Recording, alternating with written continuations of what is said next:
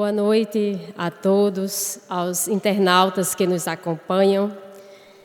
Possamos juntos, numa vibração de amor, podermos trocar experiências em torno de um tema bastante desafiador, que é sobre o ácido da queixa, da lamentação.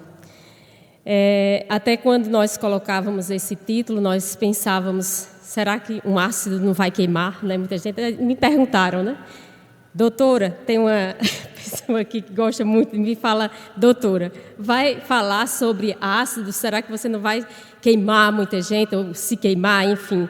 Falar sobre, discorrer sobre esse tema é preciso autoridade vivencial, vivência, não é mesmo? Porque quem não se lamenta, quem não se queixa.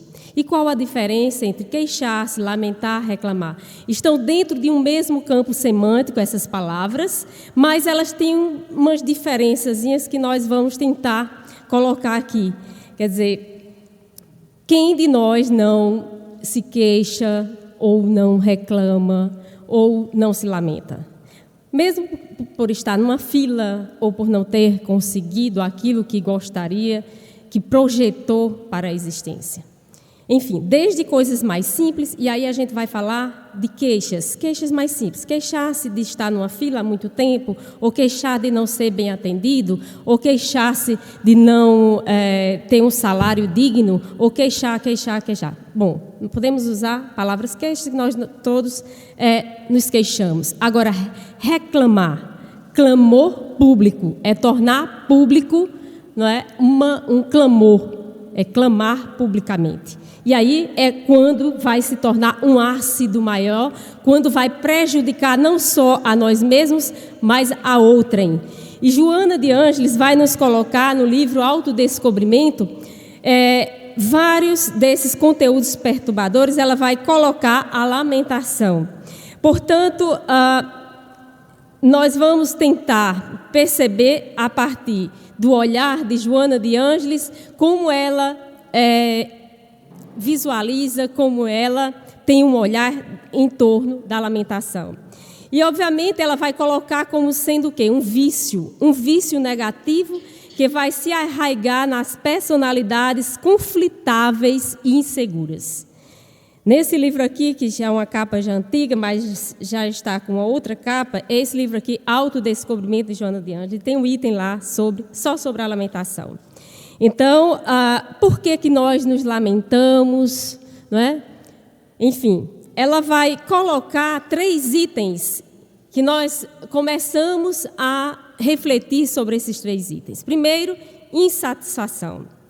Falta de algo que complemente um vazio. E o outro, perda do sentido da vida. Então, veja bem, ela coloca esses 3 aspectos. E aí a gente vai avaliar, com base nesses 3 aspectos, por que é que nós nos lamentamos constantemente. E aí um dos fatores, por ser esse vício negativo que está arraigado na nossa personalidade, veja, personalidades conflitáveis e inseguras. Porque a pessoa que lamenta sistematicamente, veja, nós podemos até lamentar ou, enfim, indignar-se contra algo que nos acontece, mas a queixa, a lamentação sistemática, ela vai tornar-se um ácido perigoso para as nossas vidas. Primeiramente, é esse ácido perigoso que vai provocar danos, e lá em Messe de Amor ela vai colocar isso, vai nos tornar pessoas atormentadas, que vão nos afogar constantemente através das queixas, que vamos exteriorizar as cargas, né, de amarguras e ressentimentos. Portanto, quando nós constatarmos nosso comportamento, que estamos sistematicamente nos queixando, façamos, é um sinal de perigo na nossa vida. Por quê? Porque é através dessa queixa sistemática que Joana de Ângeles vai colocar como sendo o causador, né, a causadora primeira para o afastamento das pessoas que convivem conosco. Veja bem, ninguém suporta, nem nós mesmos suportamos a nós mesmos quando o tempo todo nos lamentamos. Por ser exatamente esse vício que corrói, que é perigoso. Então, se convivermos com pessoas que geralmente ou normalmente estão se queixando e essa queixa se torna sistemática, ela vai simplesmente afastar as pessoas do seu convívio, quer seja amigos, né? Quer seja familiares, quer seja namorado, enfim, qualquer tipo de relacionamento. Então, uma pessoa que não está de bem consigo mesmo, ela emana esse ácido, não é, que vai corroer. E, veja bem, Anete Guimarães, uma das expositoras, não é, que já veio aqui para o MIEP, filha de Ana Jaicir Guimarães, ela sempre coloca o lado científico da análise de qualquer fenômeno. E ela vai fazer, então, depois que surgiram as últimas obras de Manuel Filomeno de Miranda, dentre elas Transição Planetária, ela não tinha lido ainda as obras e sempre perguntava sobre o que trata os livros. E as pessoas sempre diziam, sobre a transição planetária, sobre cataclismos, né? Enfim. E ela, quando leu, ela começou a catalogar cientificamente o número de palavras que eram recorrentes, e isso a gente faz também no trabalho linguístico, as palavras recorrentes, as marcas linguísticas ou os indícios linguísticos que uma obra, não é, ou que qualquer texto ele apresenta, para então encaminhar como sendo uma das marcas para ser a temática.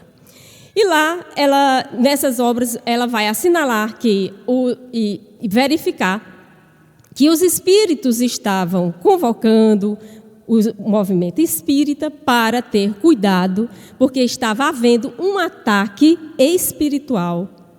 E esse ataque estava exatamente na lamentação. Aliás, não é lamentação, né? Na reclamação, que é um clamor público. Ou seja, na casa espírita, começava então a reclamar, espírita não tira, né, dinheiro na mão do bolso para ajudar. Espírita, né, não é uma pessoa confiável. E começou então a incitar nas mentes das pessoas, principalmente dos espíritas, a reclamar de tudo e de todos. E essa insatisfação gerada com o comportamento do outro, porque quando nós passamos a reclamar do outro, quer dizer, por que você vem à casa espírita? Você está reclamando pelo comportamento do outro? O outro é que tem que olhar para si mesmo e verificar o que ele ainda não consegue, né? Ainda dentro dos parâmetros que a própria doutrina espírita nos esclarece sobre como devemos nos portar enquanto cristãos, enquanto verdadeiros espíritas. Nós não devemos nos preocupar com o comportamento alheio, nem começar a reclamar do comportamento alheio, mas estarmos preocupados conosco. E então ela vai analisar que foi a partir então dessa reclamação, desse inconformismo no próprio movimento, e é isso. O que é que faz movimentar o espiritismo? Será que são os livros só, as letras que dizem aqui? Não, o movimento. Porque se as pessoas começam a reclamar de tudo, de todos, vendo o lado negativo de fulano de tal, de cicrano, catalogando e tornando público isso, que o clamor, a reclamação é tornar público. Queixar, quando a gente se queixa da nossa vida, é para nós mesmos. O ácido vem para nós. E quando esse ácido passa a um clamor público, provoca então uma destruição maior, que é quando ela vai analisar aqui nas casas, como é que está aqui o movimento? Está ruim, a gente não aguenta mais o dirigente, a gente não aguenta mais fulano e tal, não, mas veja o comportamento de fulano, está equivocado, nós não suportamos mais essa casa, nós vamos sair daqui porque nós não somos bem tratados, não somos bem vistos, e isso vai gerando um inconformismo a ponto de se estabelecer esse clamor, essa reclamação, que vai gerando mentalmente e, obviamente, para todo um movimento, uma espécie de afastamento da estrada que deveríamos traçar. Obviamente que isso, o que é que acontece? Quando nós estamos preocupados em reclamar e tornar público as mazelas alheias, nós esquecemos das nossas. E é nesse processo, então, que a gente passa nessa insatisfação, começar a entrar numa zona bastante perigosa. É essa zona bastante perigosa que faz a gente se afogar numa queixa sistemática, e ela vai colocar um dado interessante: na inação. Ou seja, se eu só reclamo, e acho que as coisas não estão boas, eu me afasto e não faço absolutamente nada para melhorar o quadro. Consequentemente, esse afastamento vai gerar a inação. E é uma legião, isso não é querendo fazer medo a ninguém, obviamente, mas a gente sabe que existe uma conspiração para que dê errado a projeção do bem. Obviamente que devemos ter este cuidado, né, mais cautela, por isso que essa começa sutilmente, né, vem de forma sutil. O mal, ele se traveste, né, vem de braços e abraços como um romance astral, como diz Raul Seixas na música. Ele vem de braços e abraços como um romance astral, e de repente vai se instalando, e quando você menos espera, tudo que acontece em sua vida é exatamente por um processo de insatisfação, de falta de algo que você acha que está vazio e precisa ser preenchido. Esse vazio, e aí a gente vai se estender aqui, tanto no vazio individual, existencial de cada ser, como de um agrupamento humano, social, de uma família, de uma casa espírita. Veja bem, gente. É um processo lento que se estabelece com o próprio ser, né, nessa relação com o outro, esse outro bem maior, que aí, quanto mais começa com a queixa menor, eu me queixo da minha vida, não é? De que não está bem, que não estou no emprego, não estou com a pessoa, não é, que deveria estar, não estou no trabalho, ganho pouco, não é? E aí começa as lamentações, as queixas, até quando se torna público isso, se torna um clamor público, causa e corrói muita gente ao seu redor. E aí, onde o estrago é maior. E a inação se estabelece, a preguiça. Sim, porque é isso que, obviamente, há uma conspiração, para que haja uma inação. Ou seja, se eu sou uma pessoa insegura, se eu reclamo demais, é porque não faço. Obviamente, porque o tempo eu dedico para a reclamação, para a lamentação, consequentemente, esse tempo que eu dedico para a lamentação, eu então esqueço do meu autoencontro, do meu autoburilamento. E nós nos lembramos de um atendimento que nós fizemos, um atendimento fraterno com a jovem, que veio nos conversar conosco. Ela estava bastante insatisfeita e reclamando, né, da vida, principalmente das suas relações amorosas, dos seus relacionamentos amorosos. Enfim, ela apresentava-se, na conversa nós pudemos então notar que ela era uma pessoa controladora, rebelde, né, queria sempre impor o seu ponto de vista. E aí ela se queixava, veja bem, se queixava que nunca conseguia ficar com alguém por muito tempo. nos relacionamentos amorosos. Por que se acaba... Veja, as pessoas vêm se interessam, ela era muito bonita, né? Uma jovem muito bonita, apresentável, com qualidades. Veja bem, você pode ser bonita, inteligente, você pode ter várias qualidades. E ela tinha essas qualidades. Eu digo, como é que pode? Uma moça, né, inteligente, bonita, mas o quê? Ela não reconhecia que tinha esses valores. E mais, ela era rebelde a ponto de exalar, né, em torno de si a ideia de que não tinha condições, ou tinha já colocado na mente, que ela não jamais, né, teria alguém ao lado, porque ela colocou essa ideia negativa. E aí ela passava o quê? A se queixar, a ficar insatisfeita com a vida, a insatisfeita. E cada vez mais essa insatisfação gerava-se mau humor, e o mau humor afastava as pessoas em vez de se aproximar. Ela não via que dentro dela estava o problema. E aí ela me fez a pergunta, o que foi que eu fiz em reencarnações passadas? Eu digo, não podemos dizer aqui, não temos essa resposta para saber o que você fez, mas o que você está fazendo nessa, não é?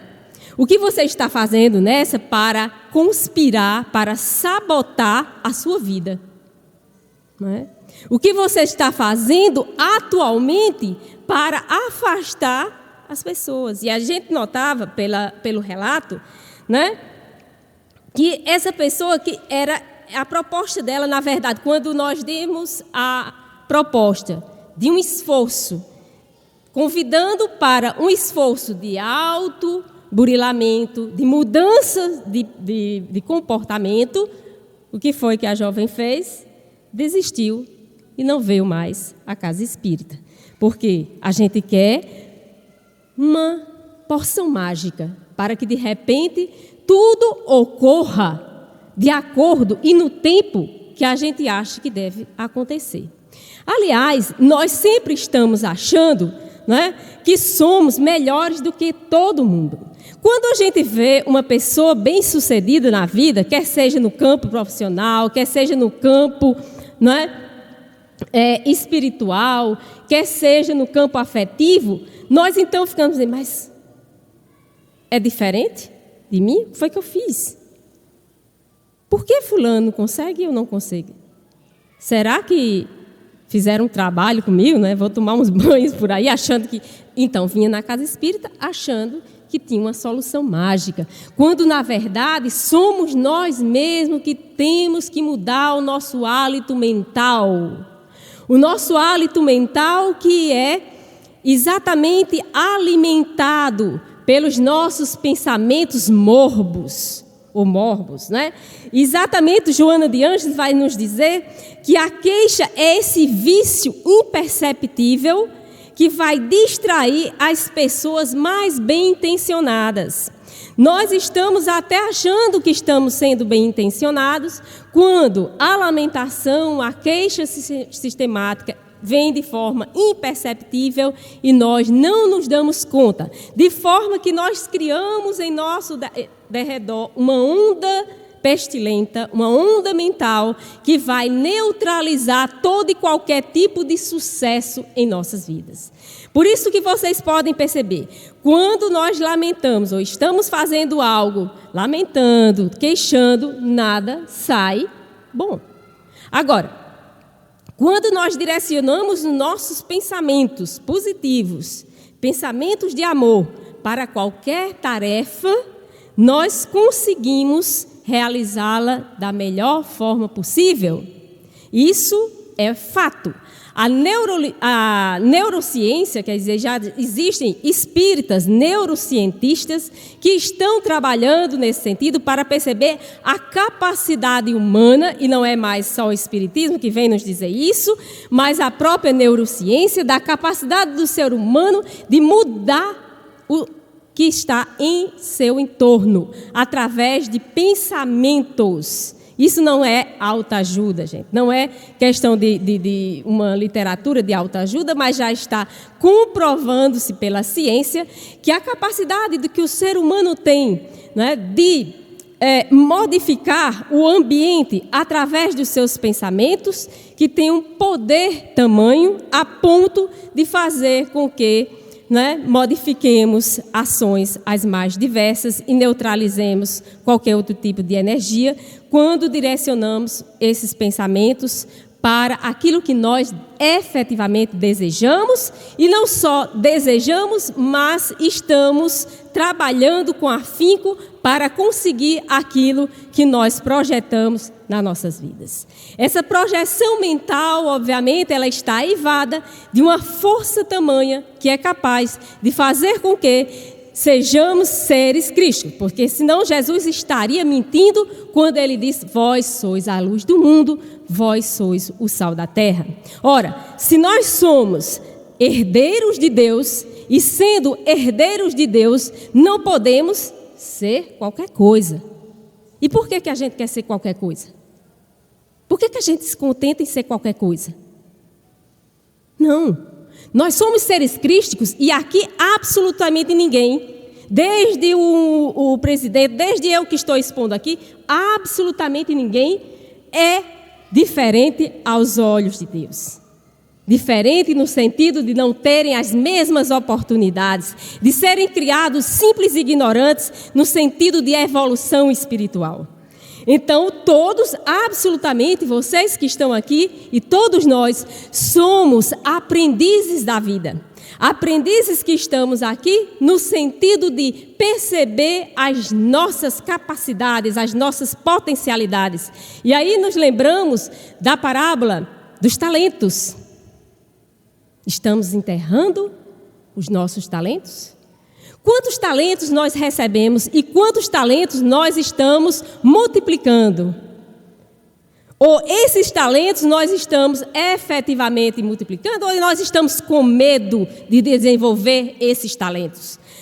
O medo nos paralisa, e é exatamente esse medo que nos leva à ideia de que somos menores do que o outro.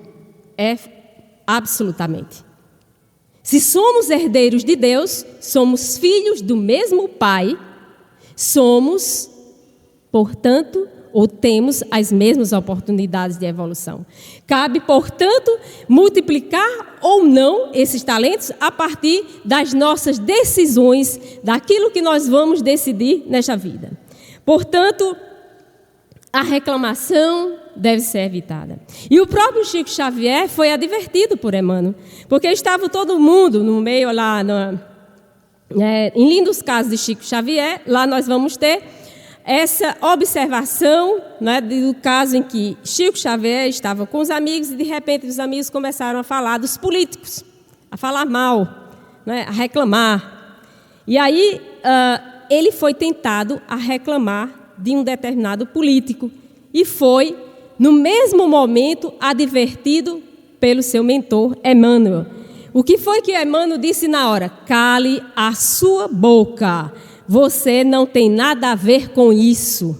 Foi a advertência de Emmanuel. Só o que a gente faz quando alguém começa a comentar? Quer seja, não precisa nem ser político, mas no momento em que nós estamos atravessando o nosso país, nós somos tentados, a todo momento a reclamar. Isso não quer dizer, gente, que nós não nos indignemos, nem busquemos a justiça e agir enquanto cidadãos. Não é isso que eu estou colocando aqui, a inação.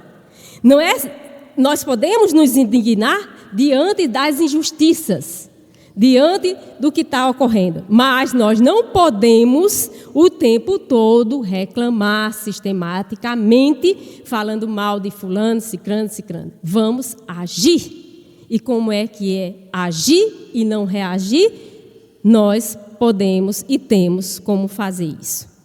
Agindo enquanto cidadãos. E o que é agir enquanto cidadãos? Nós podemos fazer isso muito bem, não só reclamar.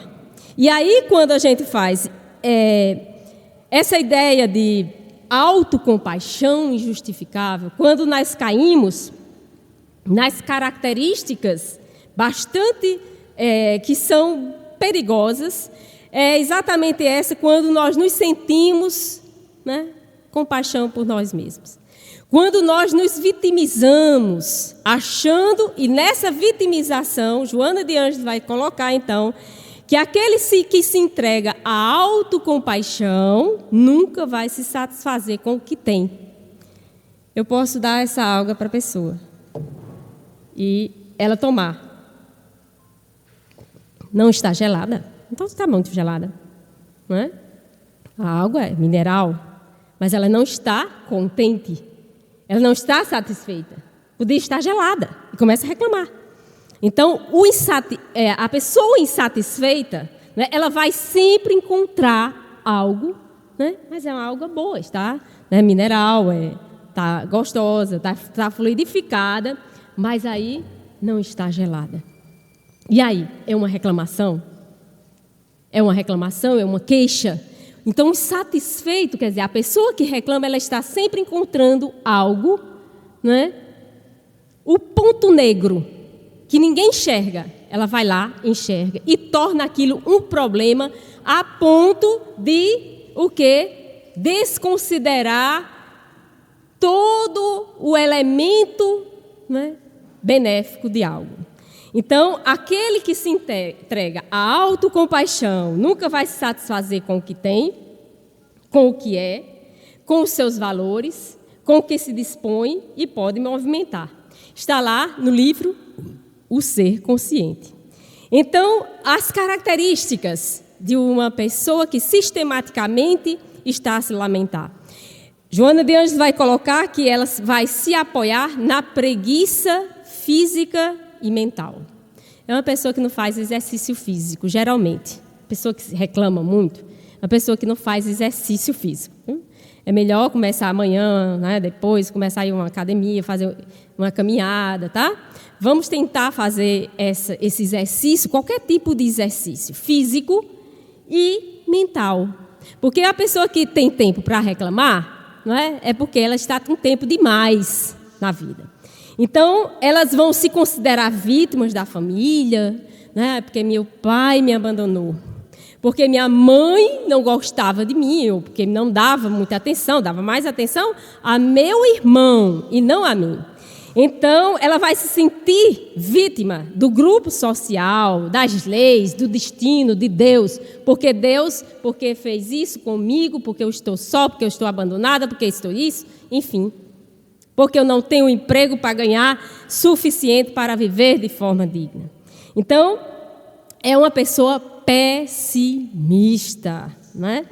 E vai padecer, conforme ela nos diz, de hipertrofia, essa é a palavra que ela usa, da esperança e do otimismo. Ora, se sistematicamente está, né, reclamando o tempo todo, tal, ela vai hipertrofiar a esperança e o otimismo. Uma pessoa rebelde, né? Rebelde sem causa. Não aceito isso, não aceito aquilo, está ruim isso. Né? Por mais que você faça, né? Aliás, nós estamos vivendo nessa cultura, nessa sociedade moderna, facilidades demais. A ponto de nós não valorizarmos as pequenas conquistas. Isso em tudo, tá, gente? Absolutamente tudo. Desde a conquista de um emprego, por isso que está crescendo o número daqueles, né, que se casam bem mais tarde, porque ficam com os pais mais de 30 anos, com os pais porque são sustentados. Tá? Porque eles têm tudo, né, materialmente. E às vezes não se esforçam para conquistar. Então, essa rebeldia provoca essa insatisfação com a não conquista de pequenas coisas, nem valorização, numa época de descartabilidade em que há uma disputa para quem se importa menos com o outro. Ou seja, você passa uma mensagem para o outro visualiza, mas não responde. É a disputa de quem se importa menos com o outro. Tá? Então, o outro se exploda. Estou vivendo o meu mundo e o mundo do outro, né, não importa. Então, deixa-te conduzir pelas ocorrências que não podes mudar e altera com amor aquelas que te irão beneficiar, nos diz Joana de Ângeles no livrinho Vida Feliz. Quer dizer, o que é que nós podemos alterar? Há coisas que nós podemos alterar com amor. E há outras coisas que vão nos acontecer e que nós vamos ter que aceitar resignadamente, porque faz parte, inclusive, da nossa evolução. E aproveitar essas experiências para o crescimento, para o nosso crescimento espiritual.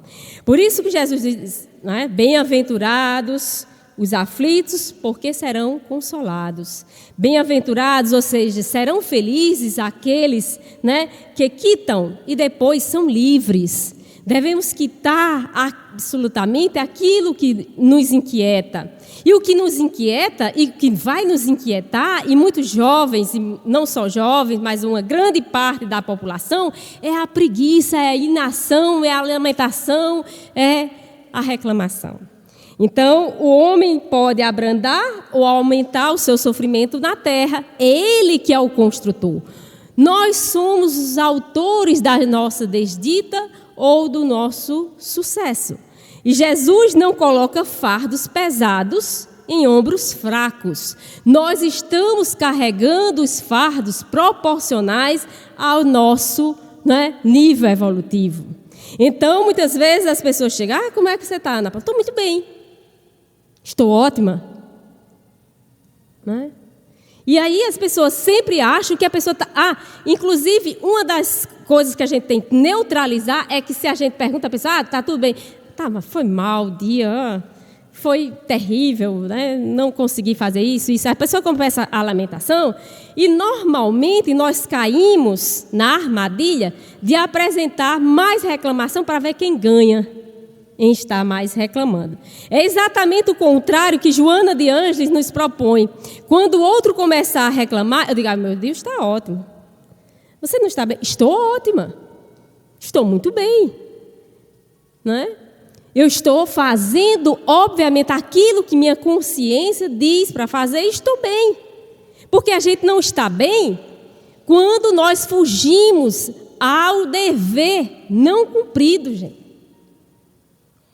Agora, se eu estou mais gordo, se eu estou mais magra, né? Se eu estou mais velha, se eu estou mais isso ou aquilo, isso não importa. Importa o meu estado espiritual sobre aquilo que eu estou fazendo para o aprimoramento do meu espírito nessa existência. E, obviamente, esses casos, né, que nós temos que lidar, quer dizer, o bem e o mal sofrer, não é? E isso vai cair numa lamentação ou não, e está lá no livro do Evangelho, né? Lacordaire vai nos lembrar disso, sobre o bem e o mal sofrer. Eu posso passar por sofrimentos diversos e não maldizer esses sofrimentos, mas aproveitar esses sofrimentos para experiências, para o meu crescimento espiritual. E aí fazer disso um aprendizado, porque nada, absolutamente nada, ocorre na Terra sem a permissão divina. Obviamente nós temos o livre-arbítrio para decidir aquilo que é melhor ou não para nós, diante da concepção, diante das nossas imagens, diante daquilo que nós acreditamos e diante da nossa visão espiritual dos acontecimentos. Mas se Deus permite, tem algo para nos dizer. As grandes hecatombes, as grandes catástrofes, elas têm um sentido para a vida. E aí, os casos, né, que nós vamos observar desse convite à resignação e não à lamentação, que é um passo para a gente, né, fazer isso, antes de falar nesse tema, vir aqui, não é? Eu comecei a semana a fazer um treino, né? Eu vou anotar, peguei um caderninho, vou anotar quantas vezes por dia, não é? Eu estou reclamando, eu estou me queixando. Então, acho que o caderninho não deu né, para anotar tanta reclamação, tanta queixa, né? Então, o que é que a gente faz? Queixar, queixar, queixar. E aí a gente vai fazer absolutamente, quer dizer, ao mesmo tempo a gente tem que observar em que casos também eu agi em vez de reclamar, né? E nós nos lembramos nós íamos para Recife com uma amiga para participar de um congresso e na estrada, né, ela vinha numa certa velocidade normal e chegava perto de uma cidadezinha no posto. Ela reduziu, mesmo reduzindo a velocidade, mas passa um senhor, já mais ou menos de 70 anos, numa bicicleta. E ele passa numa velocidade muito grande e vai de encontro exatamente no carro que nós estávamos, né, estilhaços, eu só ouvi os estilhaços dos vidros, né, em cima de nós, e o homem caído. E naquele momento ela não suportou aquela cena, né? E começou, meu Deus, começou a se lamentar, e ela perdeu completamente a razão. E eu não sei porquê, mas nesse momento eu mantive a calma, eu mantive a lucidez, em vez de reclamar, de fazer isso, daquilo, e consegui, no momento, ter lucidez para agir, né, e dar encaminhamento ao fato que estava ali um homem caído. A gente não sabia se estava vivo, morto, mas calma, vamos chegar perto para ver. O homem, cheguei perto, o homem ele estava respirando. E, de repente, né, as pessoas vieram, né, todas, né, começaram a gritar, enfim, e ela desesperou-se e tal. Começou a chorar, eu disse, acalma, porque não é assim que nós vamos solucionar, vamos ligar, né, para resolver o caso. E, de repente, um familiar chega e quer conduzir o homem. Eu digo, vamos com calma, vamos tirar uma foto. Se estão querendo tirar o homem sem a permissão, nós temos, então, que usar agora da razão, porque não é permitido sair do lugar. E aí, todo o procedimento foi feito, mas um familiar chegou, colocou o homem no carro e levou. Enfim, essa é a gente poderia, assim, reclamar, porque a gente ia se atrasar, e aí a gente ficou esperando um guincho tal do carro, e a ideia do esperar, do ocorrido, de não chegar a um congresso, e aí a tentação, lamentação, né? Lamentar o ocorrido, lamentar o fato.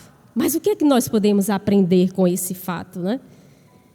Enfim, nós não estamos isentos de ocorrer fatos os mais variados, desde os mais simples, a esperar numa fila, até uma ocorrência desse tipo, um sinistro, né? Um roubo, um assalto, né? Uma doença grave, a saber de uma doença grave. E aí, mesmo desses casos, como se comportar? É muito fácil falar quando nós estamos de fora e quando nós estamos vivenciando esses casos que exigem de nós ação e não inação. Como é que nós vamos agir diante dos fatos? Porque ficar reclamando, ficar lamuriando, ficar de forma pessimista, vendo o fato, nós não vamos alterar absolutamente nada. Mas como nós vamos agir diante de fatos que nos chegam? Às vezes, fatos que são mais simples de serem resolvidos, outros mais complexos, outros que vão exigir muito mais da nossa capacidade de resignação, de aceitação. Ora, tínhamos que aceitar. Vamos chegar atrasado, não vamos chegar no horário previsto, não vamos fazer isso, não vamos fazer aquilo, vamos ter que esperar mais, enfim, são as consequências. E essas consequências que são geradas a partir do que nos ocorre, nós, obviamente, temos que ter essa capacidade para resignar-se, porque senão nós vamos cair naquela ideia da rebeldia, né, de chegar a um estágio mais complexo de não aceitação da vida e não aceitação da vida, aos processos de fugas que Joana de Ângeles vai colocar, quando não é o álcool, é a sexolatria, são vários outros, né, aspectos que nós queremos fugir ou cair numa preguiça profunda, né, inação, depressão, são para chegar a uma ação do extermínio da vida. Como nós soubemos hoje, né, de um suicídio, de uma pessoa conhecida. Uma jovem senhora. Chegar ao ato, né, de um suicídio. Antes que chegue a um ato maior, do aquilo que é perceptível ao olho do outro, oremos tenhamos forças para restabelecer e resignar-se diante daquilo que nós não podemos mudar. E diante daquilo que nós podemos alterar, pedirmos forças para termos amor dentro dos nossos corações para saber agir. E nós nos lembramos de Randy Pausch, né, professor de ciência da computação dos Estados Unidos, que foi diagnosticado com câncer do pâncreas. E na sua aula, ele já desencarnou, obviamente, mas na sua aula de despedida, ele disse: não esperem lições sobre como enfrentar a morte. A lição é sobre a vida. A lição final do livro, que se tornou um best-seller, né? Ele escreveu um livro que se chama A Lição é sobre a vida. Não é? É possível ser feliz mesmo sem realizar os sonhos do jeito que se imagina. Então, ele estava no auge, não é, estava casado, com filhos, tinha todo uma projeção, metas para a sua existência, é diagnosticado com câncer no pâncreas e o médico diz: você só tem 2 meses de vida ou 3. E ele ainda vive muito mais, porque ele supera essa capacidade dessa resistência física, da vida física. E aí ele vai dizer algo interessante. Ele vai dizer que eu não sei como não me divertir. Eu vou morrer se não me divertir. E vou me divertir todo dia que me restar.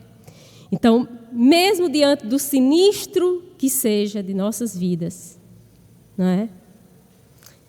Da queixa menor de esperar numa fila de um banco, seja lá o que for, até chegar a perdas as mais diversas, como nós nos comportamos. É um sinal. E aí, além do desejo, né, do querer, é preciso direcionar nossos pensamentos para agir da forma que Jesus nos ensinou. Né? E olhar tudo e reter o bem. Examinar tudo e exatamente escolher o que é melhor para a nossa evolução. E Viktor Frankl, que é o psiquiatra judeu, né, que ficou no campo, né, de concentração, ele resistiu, né, a ponto de passar por toda uma experiência de estar ali passando por fome, inanição, e ter a capacidade de encontrar sentido na existência. Então, a resistência e a coragem para enfrentar as provas da vida é o desafio maior.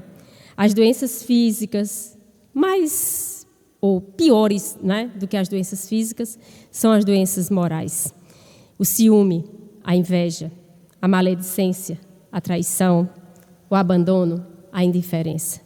Então, no Livro dos Espíritos, na questão 815, Allan Kardec pergunta: qual das duas provas é mais terrível para o homem, da desgraça ou da riqueza? E os Espíritos respondem: são no tanto uma como a outra. A miséria provoca as queixas, as lamentações, contra a providência.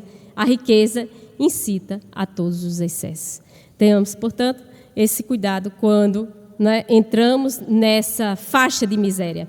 A faixa de miséria não diz apenas na pobreza material, mas na pobreza em todos os sentidos. Pobreza emocional, pobreza espiritual. Quando nós passamos a comparar nosso comportamento com o outro e achamos que o outro tem mais do que nós, nesse processo de comparação, nós então caímos no fosso, na lama de achar que não somos capazes ou não somos tão melhores do que o outro. E aí, como vencer a reclamação? Para terminarmos, né, Joana de Ângeles vai nos propor algumas etapas. Primeiro, alimentar a ansiedade com a oração. Nós esquecemos de orar. E nós fizemos um exercício interessante, né? Mentalmente, nós estávamos, quando de cabeça, sentindo uma certa aversão, e no processo de oração, foi exatamente quando emitimos uma oração endereçada a Nossa Senhora, que nós automaticamente sentimos a aproximação dos espíritos e automaticamente essa dor de cabeça passou.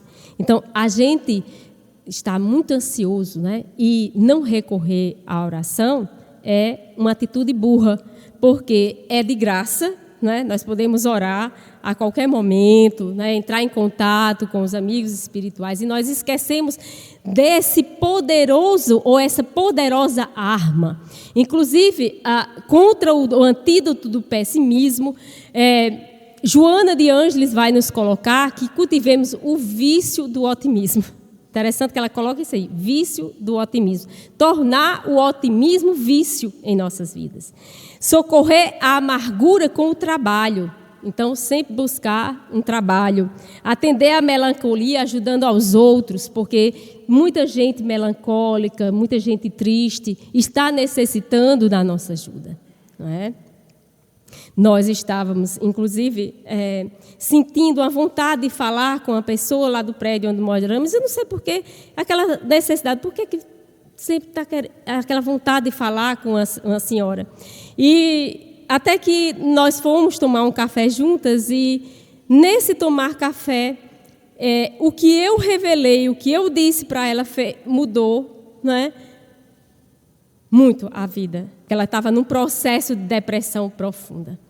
E quando nós falamos o que nós tínhamos de informação sobre uma pessoa, ela acabou, né, por mudar completamente. Então, assim, o modo de pensar. Então, exatamente, quando a gente muda o modo de pensar, a gente vai para outro caminho. Porque quando a gente está pensando de uma forma e achando que aquele é o caminho, quando intuitivamente não é o caminho, nós então, né, quando estamos direcionados ou somos redirecionados para um outro, nós nos sentimos bem. É por esse caminho, eu não vou me perder. É exatamente por aqui que eu tenho que ir. E é nesse caminho que eu não vou me perder e estou seguro. E é aí onde nós vamos receber essa dádiva divina de estar protegido. Portanto, despedir a angústia com o esforço da alegria. É muito difícil a gente permanecer alegre diante das dificuldades, diante do que nos acontece, né, de ruim. Mas é por sol e beleza naquilo que nos acontece, nas paisagens, e ao acordarmos, sermos gratos à vida, à beleza, ao sol que nos ilumina. Então, dai graça em tudo, Paulo já nos dizia. E o efeito disso vai ser agradável. Vamos experimentar, então, os grandes, né, aliás, vitoriosos do mundo, eles lutaram com tenacidade para chegar onde chegaram. A gente pode dizer, porque Chico Xavier, né, é iluminado, Divaldo Pereira Franco, o que eles fizeram para chegar onde chegaram? Será que não foi pelo esforço? E a gente não quer se esforçar nada e já quer que a nossa vida mude? Não vai mudar, gente, se não fizermos o esforço necessário.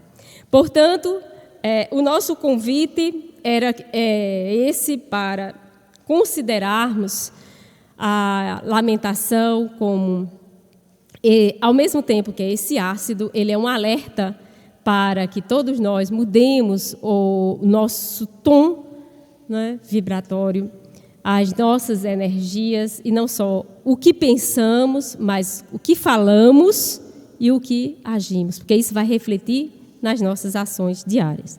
E para terminarmos, nós vamos então ler um texto que nós escrevemos já há algum tempo sobre o assunto que é lamentação. Rumores, estertores, controles, vozes que não calam, produzem calos nas cordas vocais de tanto resmungar. Não muda o olhar que só encontra desgraça, de uma graça que perdeu o riso. E no rio da vida desliza o tormento dos teus lamentos, da estrada de uma paisagem mal vista, porque a tua vista não vê o belo. Duelo que perdeste com a alegria, desgosto de um gosto não vivido, porque a tua ira não permitiu tocar a lira, e no delírio não contemplou os lírios do campo. E com o tampo profundo cobriu a beleza da tua alma. Vem, minha amiga, reverte o vértice do teu nexo, conecta no néctar da Via Láctea e encontra a estrela que guia para o novo dia a tua desdita. e não dita o teu destino como maldito. É hora de retirar as capas da tua lástima e desvendar da cara a tua escara de desamor. E acordar para doar da tua dor um tanto de amor. E, finalmente, emanar de ti um rumor de humor. Que Jesus nos ampare.